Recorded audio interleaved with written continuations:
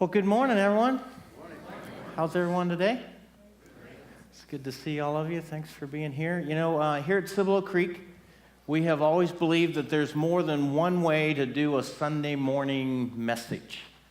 Now, typically, we invite one of our pastors to consider a topic related to our lives, and we ask ourselves, what do the scriptures have to say in relationship to that topic, and what could we learn more about our faith? So that's typically what we do, but we have also found that one of our favorite ways to really explore our faith is to listen to somebody's story.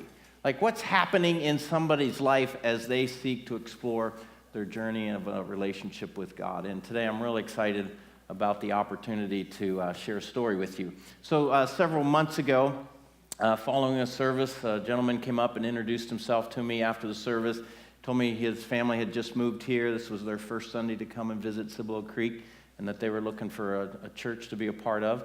And I noticed three things right off the bat. One, I noticed that he was really tall. And next to me, that's not really that big of a challenge, but I noticed that. Secondly, I noticed that he was a wonderful conversationalist. He just was really comfortable talking, and very kind of authentic in the way that he went about the conversation, and just really enjoyed. We kind of connected just through kind of a mutual respect for each other. And then the third thing that I came to understand, it took me a little while, was that he's incredibly humble. Because in our conversation of about 20 minutes, he mentioned that he played a little baseball. And I thought to myself, well, I played a little baseball too in my day. Little league, right? And so I didn't, and he didn't mention anything else in the entire conversation about it. And so later that afternoon, I got on the internet and I Googled this gentleman's name, and I was like, played a little baseball, like 14 years in the major leagues, 3 World Series rings, and his name is up there among some of the greats that have played the game. And so I was like, oh, okay, I see what's going on here. He's just a really, really nice guy. And I'm really excited to be able to spend the morning with our guest today. So how about a warm Cibolo Creek welcome for Jeremy Affeldt. Thank you. You're welcome. Yeah. Good to see you. Good to see you. You felt like the first service went well? Yeah, it was great. I went long. I saw you started fidgeting, so that's why I ended it. Yeah, I thought I was going to have to pull you. Yeah. Saw that. Hey, one thing I didn't mention in the first service when we were talking is I grew up in Pennsylvania, about 2 hours from Philadelphia, so my favorite team growing up were the Phillies. I understand you have a real fondness for the Phillies. Yeah, I absolutely hate them, but and their fans are verbally abusive, and they really hurt your feelings, like legitimately hurt your feelings. The brotherly love thing, that is absolutely not what that city's Well, about. our love language is just a little different. Yeah, your love language is harsh. Hey, our staff, our staff is a very creative bunch, and they have lots of great ideas. A lot of times, things they want me to do. And so they thought a really great idea, maybe to promote this opportunity of you and I sitting down together, is that you and I should go to a ballpark somewhere, and I should take a bat and stand in the batter's box, and you throw a couple of pitches at me and see if I can hit you. Yeah, honestly, I'm going to see if I can hit you. But That's what I told him. I said, I'm not worried about me hitting him. I know I can't, but I'm worried about him hitting me. Yeah. I tended to allegedly do that from time to time on accident. Just got away from me. Yeah. Just to kind of say something to somebody. Yeah. Well, I'm really, really glad that you chose to do this with us today. Thanks for your time. Looking forward to it. I'm going to ask you a couple questions just to help you get acquainted, or help the audience to get acquainted with you. And then we're going to turn the service over to Jeremy here in a few minutes and let him share from his heart. But let's start with just tell us a little bit about yourself, your family, where you grew up, those kinds of things. Yeah, grew up as a military boy. My dad was in the Air Force. He's a bombardier, radar navigator for B-52s. So we kind of traveled all over the world, and wherever he got stationed, we went. And my dad, when he retired from the military, he retired so that we could go to school, high school. He wanted my sister and I to be able to stay in one spot for high school. So he retired after 20 years and moved us back to where we previously stationed at one time in Spokane, Washington. I met my bride there. She's my high school sweetheart. We've been married 19 years in November. I have 3 little boys, 10, 7, and 5. They're right up in here. My oldest 10-year-old better be taking notes. And I like to hunt. I like to fish. I'm an outdoorsman. One of the favorite things about Texas is 365, 24/7, especially in Axis. I'm flinging arrows like crazy right now. So we're having a good time out there, and I'm enjoying skinning out some animals. So it's been great. So are you shooting them in your backyard? Allegedly, possibly. I mean, one had to, because he came into my barn, and my kids were at risk, and so I had to eliminate the risk. Just being the dad that you are. Yeah, I'm trying to be a protective dad. So you just recently moved here from the West Coast. What brought you to the Bernie area? My wife doesn't like me to blame her, but I blame her. She shows horses in the AQHA world, and so I was sitting in a tree stand up in Washington, in the Pacific Northwest, doing some bear hunting. And it was really boring, and the bear weren't coming in. And I just felt like God told me not to be rooted here in Spokane, where I just retired and kind of started to set up shop. And I was weird because I was like, well, I kind of am rooted here, so it's kind of weird you're saying that. My wife came back from a horse show a couple days later, and she had a new horse trainer, and she really enjoyed the barn and the people she was working with and the trainer. And she goes, I want to move to be closer to my horses. And I was thinking, where? Because I was hoping to God that she wasn't going to say California. And so she just said, no, I don't want to go there. I want to go to Texas. And I'm like, well, that's interesting. Where? And she was like, Bernie, where's that? Outside of San Antonio in the hill country. Sold. I hunt there all the time. I love the hill country. And we came down about a month later and looked around. I bought this little 12-acre ranch right here in Fair Oaks. And here we are. So I'm enjoying it. Well, it's nice to have you here. So you started playing baseball at what point in your life, and tell us just the path to the majors. How'd that look?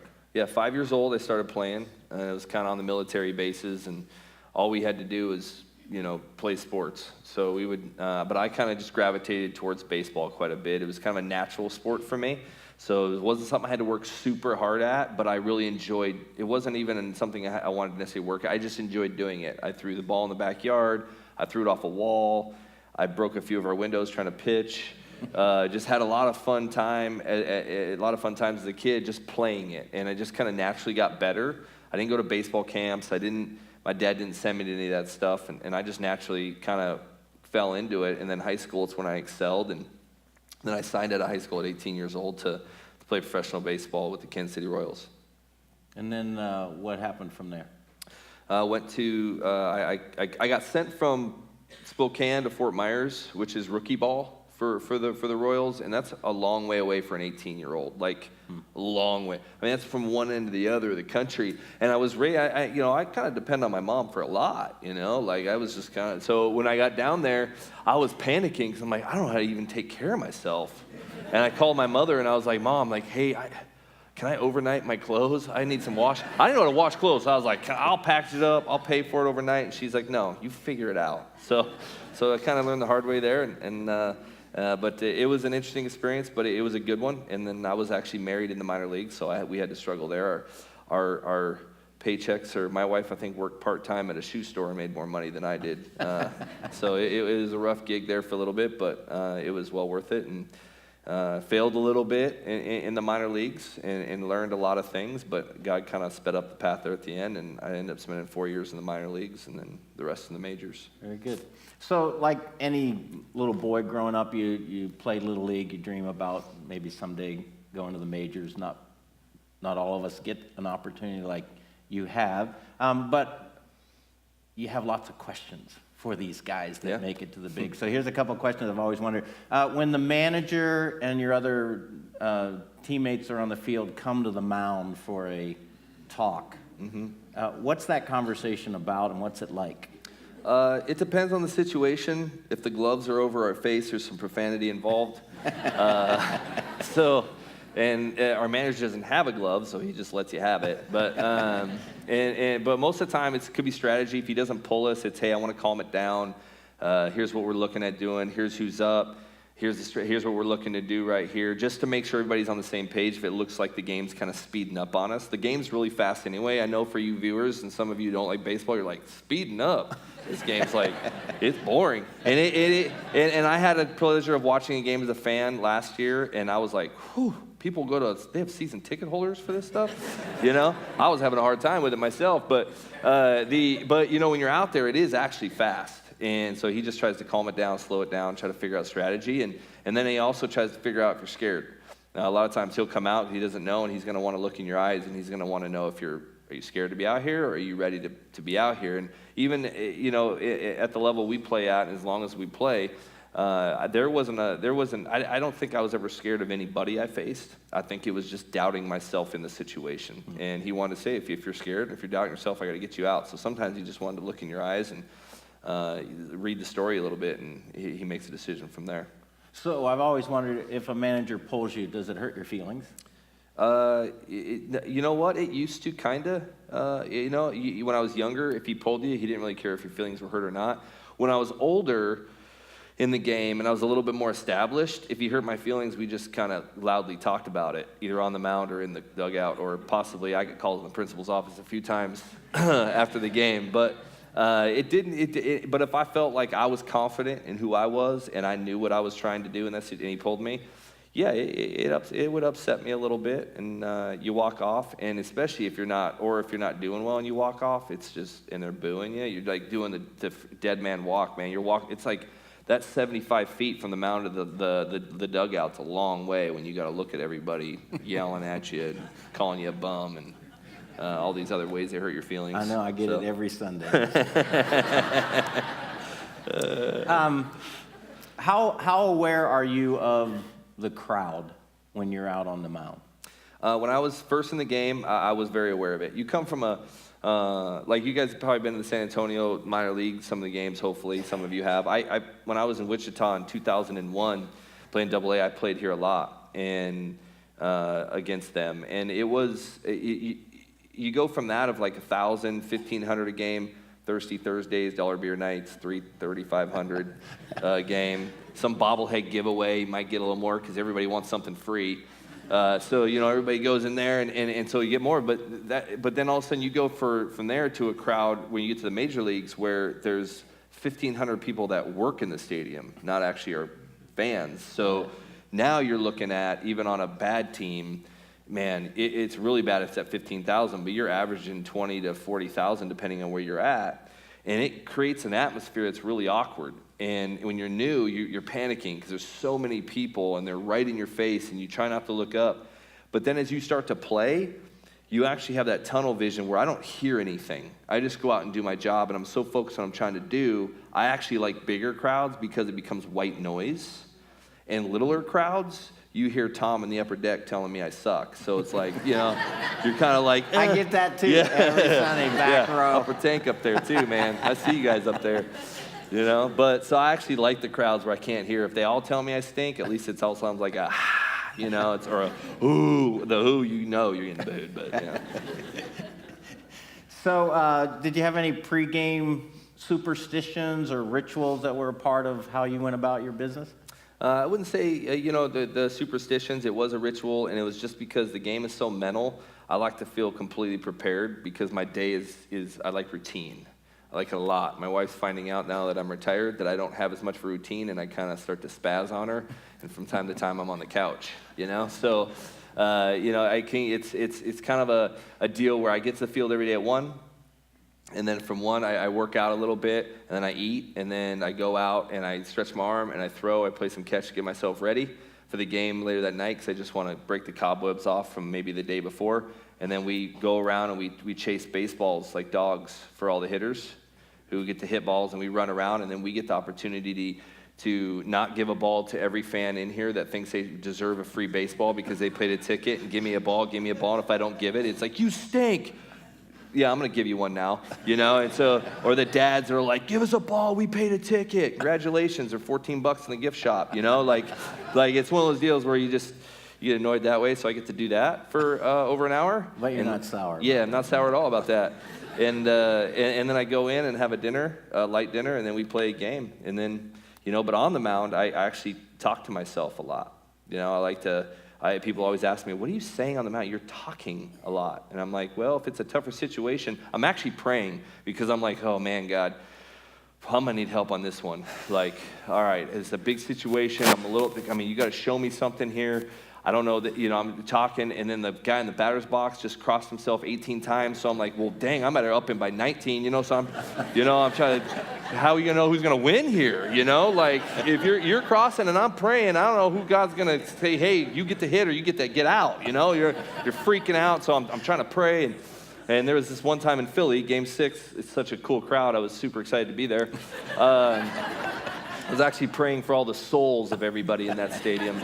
That they were just, and it was a tough situation. I come off the mound, and it was the game to win it, to go to play the Texas Rangers in the World Series. Not sorry, but sorry about that, guys, in 2010. And so it was a big game, and Hirschbeck's the umpire, and Hirschbeck's like, hey, Affeldt, what are you saying out there, man? You're talking really fast. And I looked down, I said, I see dead people. I get that too, yeah. Yeah. You see dead people all the time, I heard. So it was like, I straight-faced him, and he looked at me, he's like, I'm not even going to comment to that. I'm like, all right, and just rolled right back on by him, He gave me strike zone like that, though, so I figured it was good. It was good. So 14 years in the majors, 3 World Series championship rings, and your name's listed among some of the greats, Mariano Rivera and Babe Ruth. You're kind of a big deal. Like, now that you're retired, how do you see all that? What's that like for you? It's more of a platform for me. Like, what I did in the game was awesome. And I learned a lot. I made a lot of mistakes, and I didn't always love the game. You'll hear that in a minute. But, what I did in the game, I think I learned that it's more of a platform. What the successes that I had on the field, in the playoffs especially, just kind of allowed me to have maybe a foot in the door to different scenarios that I want to do now that I'm done. Whether it be I'm a color analysis for the Giants on the road a little bit, and it gives some credibility and weight to what I say on TV because you played the game. We all listen to ESPN and all these people that are talking about us, and you're like, you played in Little League. And you're telling me why I'm bad? Really? You were bad in Little League, dude. So, how are you going to tell me that I don't deserve a job when you couldn't even get out of, the 7U team, right? So, it's and they're the one talking back. So, there's some credibility when there's a guy that played it and said, this is what's going on here. And so I think there's that, but there's also things for me with what I'm doing ministry-wise, what I'm doing off the field too, because it kind of gives credibility where I'm coming from, and and so I feel like God just had expanded my territory a little bit through my successes on the field, and I think that was really important, and that's how I kind of look at what I did. I definitely don't, wear my rings; they're too heavy, really, but I don't, and they're shiny, they're super shiny. It's awkward, but I don't wear those around, and I don't necessarily walk around. With my license plate doesn't say 3-time World Series champ or anything like that, So, but I like to use what I did as a player to do what I do now. Okay, I'm going to ask you 2 questions. Answer real quickly. I'm looking around. I see a lot of young athletes in the room. What's your best piece of advice to these young athletes? Have fun and play. Go out there and enjoy it, and don't get so angry when you fail. The word failure shouldn't even be in the English language. Those are teachable moments. When you don't do well at the game that day, what did you learn from that, though? What did you learn from the prior at bat? Or what did you learn, whatever sport you're playing? If you're failing, it's not failing. It's what am I learning? What am I being taught here? And when I succeed, just bask in the success. It's okay. You worked hard to be successful. Be like, yeah, I had a great game. Be happy about it. The next day's a new day. Start again. But we're taking sports so seriously nowadays that you're pushing kids to have to be something that they're not ready to be.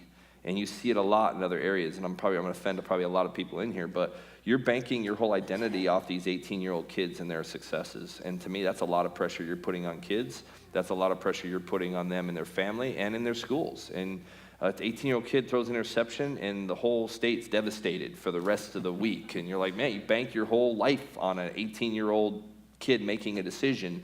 And I think that, to me, it's about having fun and enjoy it and be as good as you want, but play and have fun, and don't get angry when you fail. Be taught by your failures, Okay, so my second question was, what would you say to parents? But I think maybe answered you just said that. Yep, put too much pressure on your kids, man. Have fun. I didn't go to one baseball camp. I'm not saying they're bad, but I had fun and I enjoyed it. And it's hard. I've got boys. I've got, 3 boys. My youngest one fell asleep. He's super excited to hear me speak. So, and it's hard. You want your kids to do good, and sometimes you're like, hey, just do this and you'll be better. And it gets like that, but there's a time we got to step away and say, man, am I putting too much pressure on my kid to where he feels like if he fails at something or he doesn't want to do something, that my identity is in my child, and I can't do that. And that's too much pressure. And so I even have a hard time with it myself, but I think it's very important. Hey, the times that you and I have been able to have lunch together and talk, I've really, really appreciated the authenticity that you describe your own walk with God and the struggles that you've had throughout the years and what you're doing to sort of make your way in your faith. And so I'm really excited that I want to give you the remainder of the service and just talk to our folks about some of the things that are on your heart. Yeah, awesome. Thank All you. right? Thank you. I'm going to move some of this stuff back. Yeah, I almost fell off the stage a few times. So you can dominate. Yeah, that's right. All right, well, I'm a storyteller, so I enjoy story. I think some of what I went through in baseball allowed me, even in my failures, allowed me to tell story. And I learned a ton in my walk with Jesus because of where my journey in baseball, where it took me. And it's not all, I understand that not everybody in here is a baseball fan, so I don't try to talk to where everybody, to where it'd be like, unless you understand baseball, you can't relate. I don't want to do that here. So I want to kind of give you a little bit of my baseball story, but also kind of give you some, maybe relate to you on other levels. And we talked a little bit about my minor league career. I kind of 4 years, got to the big leagues when I was 22.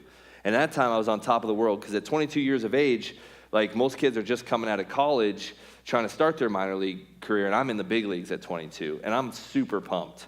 And I'm like, man, I saw my first paycheck, the first 2 weeks of my paycheck, I looked down, and it's like more money than I made in like 2 full years in the minor leagues in 2 weeks. So you're kind of like, you're stoked. You're like, I've made it. This is where I'm supposed to be. I'm going to be Cy Young in a year. I'm going to sign this huge contract where I can buy my own island, and I could do all kinds of fun stuff, right? Like, this is going to be awesome.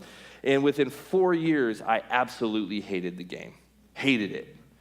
I played for the Kansas City Royals in the early 2000s, 100 losses every year. It was the same thing every day. Go to the field, get booed, go home. Go to the field, get cheered for like a little bit, then get booed because you end up blowing the game, and then you lose and you go home. And it was like over and over and over again. There just wasn't any success. And I started getting to the point where when you don't have success, when you don't think that you're doing what you're supposed to be doing, and you're feeling like you're accomplishing things, you start to hate them. And I literally hated the game of baseball. Hated it. Didn't want to play it. I was on my counter at one time. It was my fourth year into third or fourth year, and I was crying on my counter, and my wife was just trying to console me because I was like, I didn't want to play. I didn't want to do this anymore. I need him to release me because I can't quit. There's nothing in me as an athlete that says you can quit. Nothing. And if I did quit, I'd be a quitter my whole life. So I can't do that. So I figured I got to get released. Maybe I'll get released. Maybe I'll do bad. I was trying to encourage myself anywhere possible. Maybe if I tank the game tonight, they'll release me. And then I can go home and be free of this terrible place that I'm in, right? And I was complaining, and I started reading this book, and it was about a guy named Count Zinzendorf. He was in the 1600s, and he went to an all-boys school, and he ended up being a part of this group, and they created the Order of the Mustard Seed. And in that order, it said this: the Order of the Mustard Seed is no man shall live for himself, is the order. And the 3 things under that is love the Lord your God with all your heart, soul, and mind. Love your neighbor as yourself, and take the gospel into the world using the platform that He's given you. Problem is, I didn't like my platform. I hated my platform. I didn't understand my platform. I didn't understand what it meant to love my neighbor as myself because there are a lot of my neighbors that I honestly did not like, or they didn't even talk to me. Like, you have a neighbor you don't even see. I didn't understand. I was so caught up in my own thing. It's like I didn't want to venture outside of my clubhouse. I didn't want to get to know people. I didn't understand what it meant. And I did love God. But I didn't understand the other part of the verse. I never had my whole life because it didn't make sense to me. Because it's so hard to love people you don't know and pray for your enemies. And it is very, very difficult to do that. We want to say we know that, but we don't really live that out. We don't. I remember reading it, and I was kind of excited for some reason. I looked at this thing as a no man shall live for himself, and I was like, man, this is awesome, but I don't know what it means, and I'm not in the place that I can really receive it yet, and I don't get it. And 4 years into my career, 4.5, I was still begging to get out of Kansas City. I finally looked at God one day, and I sat there, and I was at this place called the International House of Prayer in Kansas City, and I was sitting there, and I was worshiping. And I finally just looked at God and said, you either got to get me out of here or get me out of baseball. But I need something that says you want me to do this, because I don't understand who I am. And 5 minutes before the trade deadline, we had just played the Texas Rangers. We were flying home, and we flew in the next day. And 5 minutes before that deadline, of the trade deadline, I was sitting there saying, God, you got to be kidding me. I was told I was supposed to get traded. How am I not out of here? Phone rings. And the GM for the Royals, who's the GM now, Dayton Moore, calls me and says, Jeremy, we've just traded you. Really? I mean, oh man, all right. Well, what do we do? And he's like, well, we got to, why don't you come to the field? We'll say some guys, we'll figure it out. And you're going to go to I traded you to the Colorado Rockies and all this stuff. And my wife was like, what happened? I said, I just got traded. And she's screaming, yeah. I'm like, honey, he's still on the phone. It's really awkward, that you're cheering this loud, And she's like, I'll pack your bags. I'll meet you at the airport. Let's figure it out. And I'm like, all right. So I get off the phone, and she's rolling the suitcase into the car. Like, she's throwing it in, and she already packed up. So I was like, all right, I'll meet you. And she said, I'm going to go this way. And Kansas City's a big loop, so the airport's top of the loop. So I went to the field, got my gear, packed up, said my goodbyes, shook my hands to who I needed to shake my hands to, and left. Got on a plane. Before I knew it, before I even could breathe, I was on this plane to Colorado. Halfway through the air, I'm like, God, thank you so much. This is awesome. I needed this, man. I was excited. And then on approach, I'm starting to think something. And I was like, anybody here golf? Some of you golf? Well, have you hit a golf ball in Colorado? Like, you feel awesome. You tee that sucker up, man. You're usually hitting like 280. You're up to like 360, And your chip shots are from like 60 yards. You're like, I'm the greatest golfer ever, But then you're thinking, well, why does it go that far, right? You're like, well, there's no barometric pressure. Ball goes up, doesn't come down. And I'm thinking, I'm a pitcher. I'm like, oh my gosh. And I'm like, maybe I should have been a little more specific on the trade scenario, because you went from I'm doing bad in Kansas City where there's a ton of humidity, to how am I going to do better when you put me on the moon? I don't understand. There's no gravity. It's just miserable. It's a fight to the bat rack. Hitters, I kid you not. When our guys in San Francisco, and they were in my division for 7 years, right? We had to play there a lot. It was a mental grind. When our hitters were slumping, they'd be like, "Where are we in Colorado? I'm definitely going to get out of my slump in Colorado." You're getting hits in Colorado, right? So I land, and I'm like, oh man, unbelievable. And then I get a text from my teammate, Scott Sullivan, who played in the National League. He's like, hey, keep it down. That helped me, So I'm like, all right, I got to keep my fastball down. I'm like, oh my gosh. So I get to the field. They don't pitch me the first night. I meet everybody, and I get into the bullpen, and I just watch the game. Second night, I'm there. First hitter up, right? I'm running into the game, and I look up, and there's this big, massive guy getting in the box. I'm like, man, he looks familiar. And it was Prince Fielder, right? I'm like, I think he's kind of good, And I was looking, and I was he was in Milwaukee at the time. I was I faced this guy earlier this year in Milwaukee. I threw curveballs at him. I think I struck him out on a curveball. So I said, all right. So I threw a fastball, and he took it. And I threw this curveball, and I threw this thing, and I snapped that thing off. And I have a really good curveball. I'm known for my curveball, and I throw it, and I'm it's slow motion, man. It's when you're playing the video games, and the guy hangs a curveball to you, and all of a sudden it just slows, and the ball just gets bigger for you on the video game to hit, And I swear it says that, man, and it says hit me on its way in, right? And you're just please break. And all of a sudden he hits this ball so hard, and he hits it straight up, and I'm he might have popped that up. And I turn and I look, right? And my right fielder, it's when they hit a ball so far, your right fielder just goes like this and goes... and that's what happened. I'm why isn't the right fielder moving, right? And it just keeps going, and it went in the third deck up there. And I kid you not, it was literally to a point where you could hear some guy goes, "Welcome to Colorado," you know? And I'm like, "Thanks, Tom, appreciate that," you know? And so like you're sitting and you're just ticked off and you're like, "God, this stinks, I hate this game," right? And so I walk off and I go to the hotel room and I'm ticked and then I get up the next morning and I go to get a coffee and the Mermaid's calling, right? So you're like looking for that Mermaid in the Starbucks. I'm going for the Mermaid, right? So I'm heading to the Mermaid. So I'm walking over to the Mermaid and I'm just angry at where I'm at. I got a headache. There's no oxygen. You know, like it's like frustrating to be there, and I hate this game. And the thing about hating the game is I'm thinking that what you're all thinking right now. And it's like, so there's a guy that's going to come up to me and he's going to say, "I hate my life. I hate my job." "Oh yeah, what do you do?" "Play Major League Baseball. And I make millions of dollars a year." And everybody's like, "Dude, that would be miserable." Like, I cannot imagine that your life could be happy at all.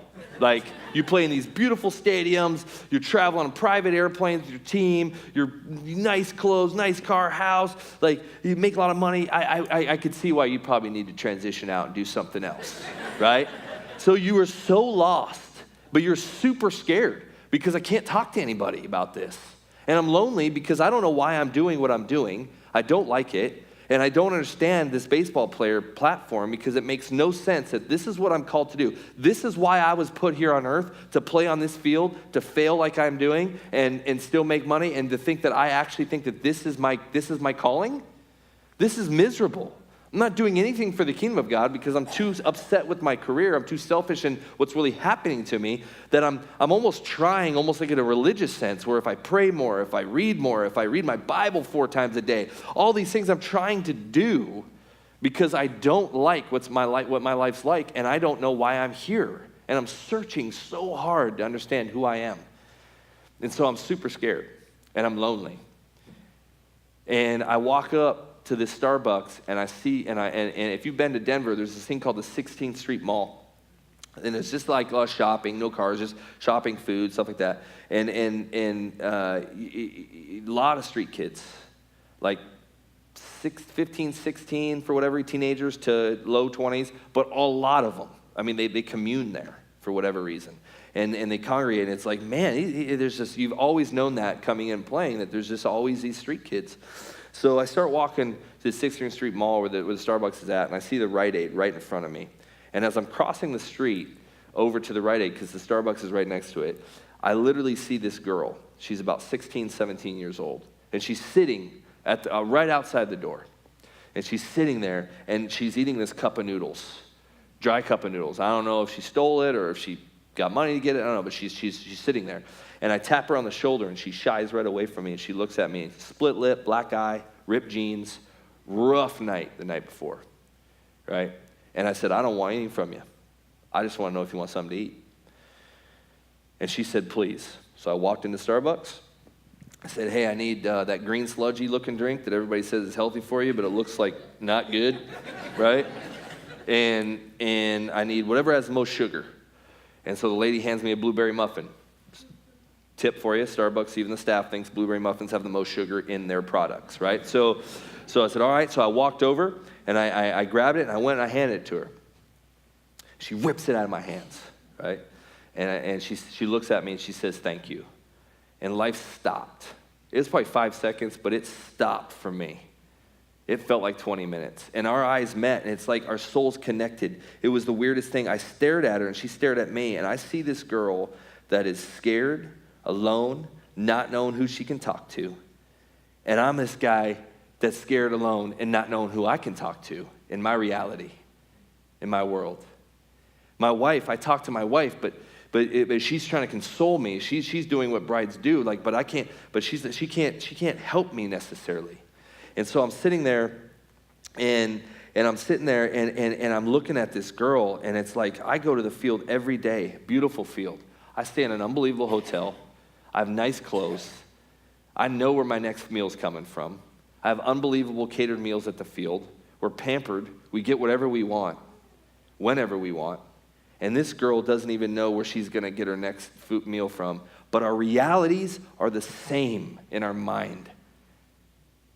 And I said, man, when she said thank you, it was not a thank you for the food. It was a thank you for letting me know I exist. And that was incredible for me because we all do it. I do it still. We all do it. You see a homeless person. It's awkward. It is awkward. And you'll get the temporary phone call where it's all of a sudden you're walking by and you hear the coin jingle and you're like, hello? Yeah. And you walk right by that person and then you put the phone away right when you walk by. Or you're temporarily blind or you're temporarily deaf or you flat out just don't even act like they even exist. It's like you get that temporary, like it's awkward. But you walk by them and this girl just needed to be known. Like, let me know that I am here. Don't go on the other side of the street. Don't grab your phone. Like, I might have made bad decisions in my life to get myself here, but instead of that, but I need to know that I'm a human being and that I exist. And I went to the field that day, super excited to be a baseball player, and no idea why. But I was sitting there, and I would sit in the bullpens before a game, and I would pray. I'd listen to worship. I was trying to do everything I could to not hate the game. I'd complain. Whatever, I was just trying not to get too caught up at the field, and I was hoping the game would hurry up and get over with. Hoping I didn't pitch. Just get this game over with so I can get out of here. So I went that day and was like, man, why do I feel so I actually feel happy. I feel good about who I am right now. And I started remembering that girl and what I did to help her out. And I leave the game that night, and I go back to my hotel room where I was staying, and I go up there, and I just started doing what I always do. I try to read scripture because I tried to calm my mind. I was so devastated in who I was. I was just trying to hopefully fall asleep and just read something positive so I could go to sleep with those thoughts in my head because I was so far gone. And I'm not trying to super spiritualize anything. I swear this happened, and it changed, and it definitely is a God thing because I don't just put my finger in the Bible and open it up and hope there's something there, right? Like, everybody does it where they're just like, and then all of a sudden it's just random thing about somebody killing somebody. And like, that's great. I need to hear that, Like, it's just, I wanted to actually have something from God. And I remember I went to this scripture and it caught my eye and I stopped and I read it. And I'm going to read it to you because this changed my life. All right, it's Matthew 25. In 31, it says, when the Son of Man comes in his glory and all the angels with him, then he will sit on his glorious throne. Before him will be gathered all the nations, and he will separate people one from another as a shepherd separates the sheep from the goats. And he will place the sheep on his right, but the goats on the left. And then the king will say to those on his right, come, you who are blessed by my Father, inherit the kingdom prepared for you from the foundation of the world. For I was hungry, and you gave me food. I was thirsty, and you gave me drink. I was a stranger, and you welcomed me. I was naked, and you clothed me. I was sick, and you visited me. I was in prison, and you came to me. Then the righteous will answer him, saying, Lord, when did we see you hungry and feed you, thirsty and give you a drink? When did we see you a stranger and welcome you, or naked and clothe you? And when did we see you sick or in prison and visit you? And the king will answer him, truly I say to you, as you did it to one of the least of these, my brothers, you have done it to me. Then he will say to those on his left, depart from me. You cursed into the eternal fire prepared for you, the devil and his angels. For I was hungry, and you gave me no food. I was thirsty, and you gave me no drink. I was a stranger, and you did not welcome me. Naked, and you did not clothe me. Sick and in prison, and you did not visit me. Then they also answer, saying, Lord, when did we see you hungry or thirsty or a stranger or naked or sick or in prison, and you didn't minister to you? And he will say to this, when you didn't do it to the least of these, you did not do it to me. And I remember sitting there staring at that, thinking, that's a little harsh. And I was thinking, man, this is who I am. Because the first time in my life, I actually recognized why I was here. And it wasn't to be a baseball player. That is not my identity. And I remember feeling so good about what I did for that young lady, but then it transferred into what I did on the field. And it made me enjoy what I did because I was thinking, man, I have the ability now to be able to be on a platform to make a change. And I put my pants on one leg at a time, just like everybody else does. I am no better than anybody else. I throw a ball over a white plate, maybe better than most. But that doesn't make me any different in the real world. Because I knew the reality in which I was living in. And I saw the reality of that young lady. And I said, we are the same. And I needed someone to let me know I existed, but I didn't know who I could talk to. But I can see her reality, and I could see that she needed to be known. I could see her saying, please help me, let me know I exist. I need help. My biggest mistake that day was not understanding her story. But I remember thinking, man, that's why I felt good. And I did not know it, but I shared the love of Jesus with that girl. Simply because I looked at them, I looked at her and I said, man, I see you're in need, I'm gonna help you. And the least of these are not people that are so dirty and gross and downtrodden that they're not mercy cases. That's not Jesus. Your neighbor could have a nice house, could look great, everything could be good, but they could be a least of these. You don't know it unless you talk to them, unless you ask them, unless you serve people in your community. It started my whole career over again. You flip over my baseball card from 02 to 06, and you're going to see statistics, and then you're going to see 07 all the way down the rest of my career. And you're going to see a complete change in statistics. And I'm not saying God's going to bless you anymore because you do it. What it did is I understood who I was. And I was not a Major League Baseball player. That's what I did. Who am I? I am Christ in Jeremy. That's who I am. And that's what I'm doing. Christ living in me allows me to see Christ in everybody, not just the saved. The Bible says that we were all created in the image of the Almighty God. All of us were created with that image. Not just the saved, but as someone that identifies as Christ in Jeremy, that's who I am.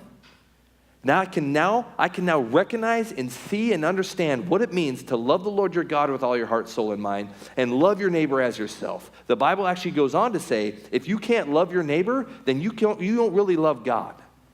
Don't try to say you love God and don't love your neighbor, because they're the one and the same. And that's a biblical truth. That's not me making it up. And so when we as believers can sit back and say, man, I'm just a normal person. I'm not better than anybody else. And if I see somebody hurting, I want to help. Empathy is very big in this country. We can all do that. You can all drive by somebody who's broken down the road and be like, man, that stinks. And then keep going. That's empathy. You can see someone that's hurting and sick or homeless and be like, man, that's too bad for them. Anybody can do that.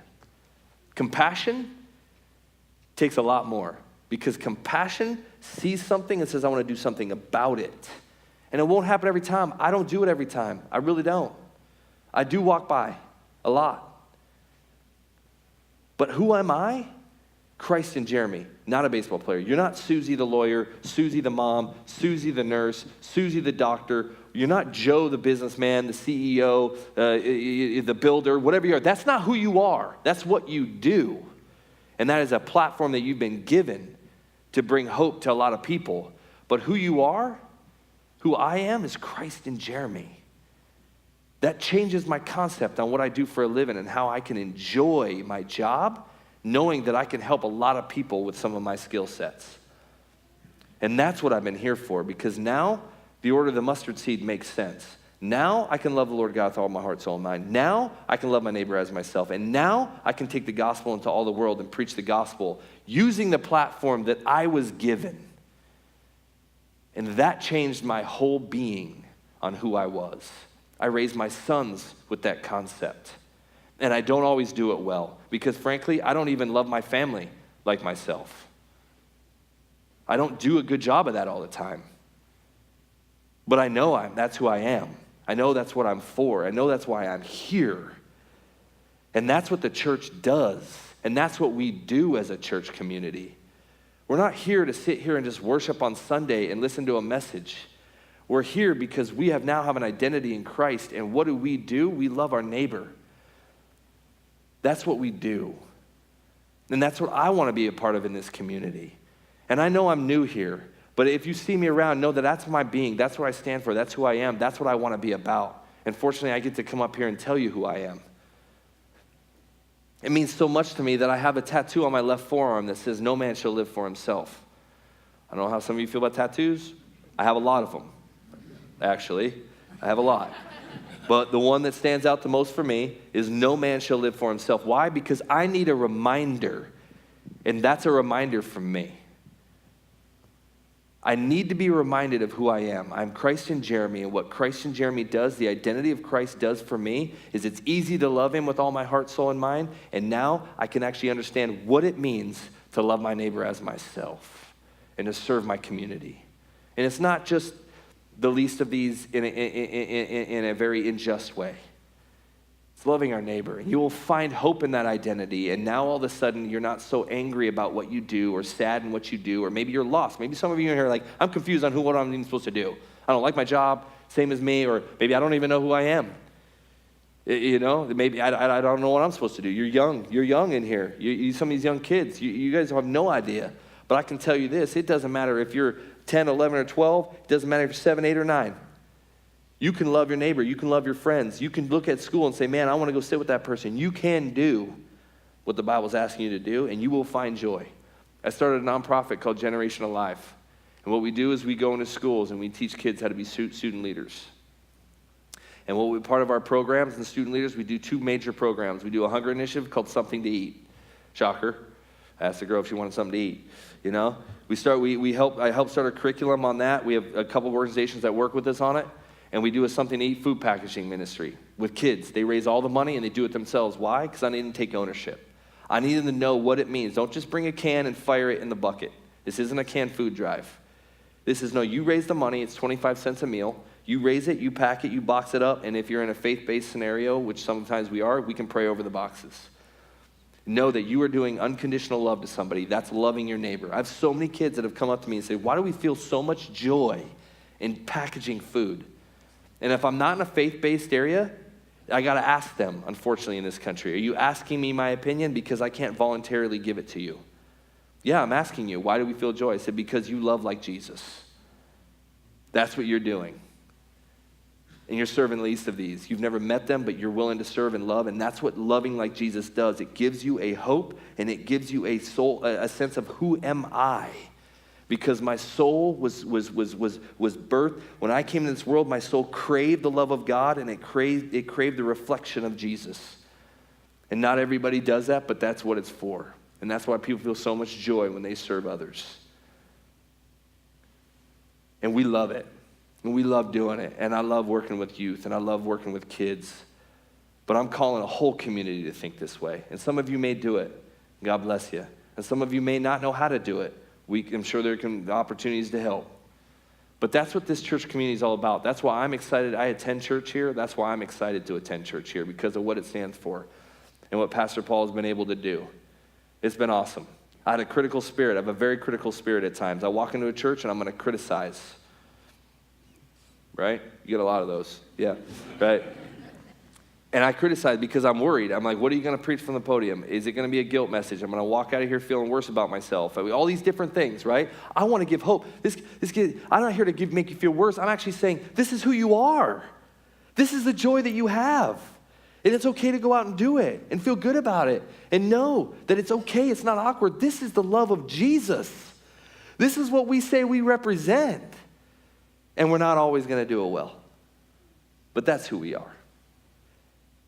And that's what my family stands for, and that's what we're here to be in this community. And I have friends here that don't even go to this church that I'm so thankful for in both services that have just come to hear it. That's why I love it here, man.